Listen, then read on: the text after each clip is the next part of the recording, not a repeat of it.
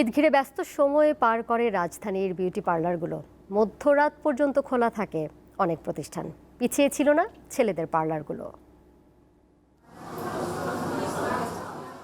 ঈদের কেনাকাটা শেষ, এবার নিজের সৌন্দর্য বাড়াতে রূপচর্চা, তাই রাজধানীর পার্লারগুলোতে ভিড়। কেউ ব্যস্ত ফেসিয়াল করাতে, কেউ বা ব্লিচ।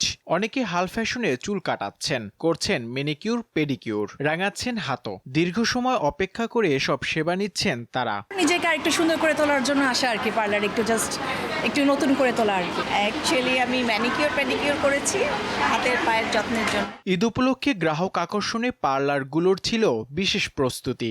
ঈদকে কেন্দ্র করে যেমন আমাদের হাইড্রা ফেশিয়ালটা খুব আমরা পাচ্ছি যে ক্লায়েন্টও নিচ্ছে, এবং আমাদের এটা আমরা বলবো যে আমাদের খুবই স্পেশাল একটা ফেশিয়াল। পিছিয়ে নেই ছেলেরাও।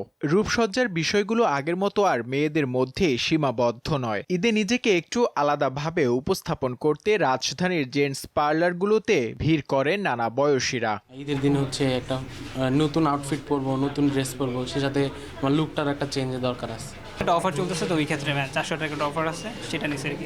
নর্মাল টাইমে তো আসলে আসা যায় না কাজের জন্য, এই ঈদের আগেই একবারই আসা হয় আমার।